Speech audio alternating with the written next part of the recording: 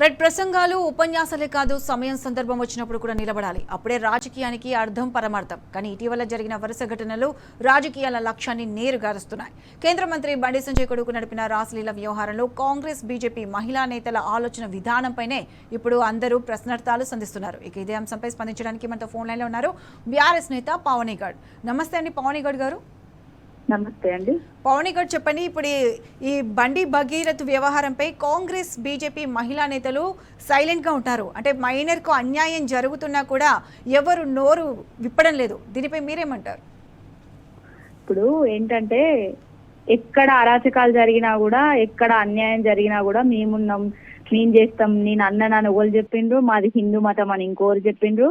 ఇప్పుడేమో ఆయన ఇప్పుడు ఏదైతే కేసులో వాళ్ళ కొడుకు భగీరథ్ అనేటి ఆయన చేసిన కేసులో ఇప్పుడు హిందూ ధర్మము హిందూ మతము ఇదేనా చెప్పింది? అంటే హిందువులు మహిళలకు ఇలానే అన్యాయం చేయమని హిందూ ధర్మం చెప్పిందా? బండి సంజయ్ కొడుకు బండి సంజయ్ ఇదే నేర్పిస్తున్నాడా?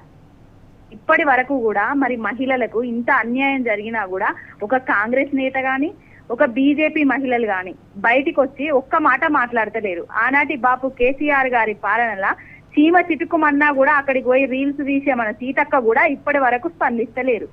దీనికి ఏంటంటే ఇన్ని రోజులు బీఆర్ఎస్ పార్టీ బీజేపీ పార్టీ ఒక్కటని కాంగ్రెస్ అన్నారు. ఇప్పుడు కాంగ్రెస్ ను బీజేపీ ఒక్కటయ్యి ఈ కేసును నీరుగార్చే ప్రయత్నం చేస్తున్నారు. ఒక ఆడబిడ్డకు అన్యాయం చేసే ప్రయత్నం చేస్తున్నారు. అంటే కేంద్ర మంత్రికి ఒక లెక్క, అంటే సామాన్యుడికి ఇంకో లెక్క న్యాయం అనేది ఇప్పుడు తెలంగాణ రాష్ట్రంలో కనిపిస్తున్నది, వినిపిస్తున్నది కూడా. ఓకే పావనిగౌడ్ గారు చెప్పండి, అయితే ఇప్పుడు ఈ వ్యవహారంపై అంటే బీఆర్ఎస్ మహిళా నేతలు నెక్స్ట్ కార్యాచరణ ఏ విధంగా ఉండబోతుందంటారు? మీరు చూస్తున్నారు కదా అండి, 3 నెలల నుంచి తల్లిదండ్రులు వాళ్ళు కేసు పెట్టమని తిరిగితే పెట్టలేదు. హనీ ట్రాప్ అనేసి కరీంనగర్ 2 టౌన్ పోలీస్ స్టేషన్ లా ఆమె హనీ ట్రాప్ అని కేసు పెట్టిన తర్వాత పేట్ బషీర్బాగ్ లా ఏదైతే నిందితుడు ఉన్నాడో ఆ నిందితుడి మీద కేసు బుక్ చేయడం జరిగింది. అది కూడా బెయిలబుల్ సెక్షన్ల మీద కేసు పెట్టిండ్రు. పోక్సో చట్టం కింద వర్తించే కేసులు అయితే పెట్టలేదు.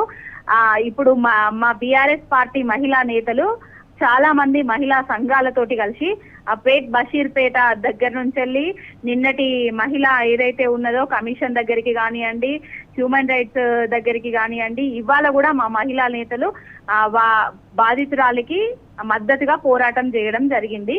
అంటే ఇంకా కార్యాచరణ పెద్ద ఉంటదండి. ఎందుకంటే బండి సంజయ్ అనే వ్యక్తి పుట్టుకల గురించి మాట్లాడతాడు కదా, ఆ పుట్టుకలేంది అవన్నీ ఏంది అని తేల్చుకోవాలి కదా. ఇప్పుడు బండి సంజయ్ అసలు ఆయన కేంద్ర మంత్రిగా అనర్హుడు.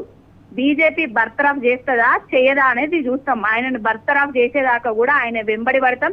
రేపు రాబోయే రోజులలో బండి సంజయ్ ని కూడా ఆ ఎంపీ పదవికి రాజీనామా చేయాలని, ఆయనే నీతి నిజాయితీ పరుడైతే చిత్తశుద్ధి ఉంటే వీటన్నిటికీ ఆయనే రాజీనామానే చేసి పక్కకు తొలగాలని, పక్కకు తొలిగేదాకా కూడా ఆ బిడ్డకు న్యాయం జరిగేదాకా కూడా కొట్లాడతాము, పోరాటం చేస్తామని అంటున్నాం.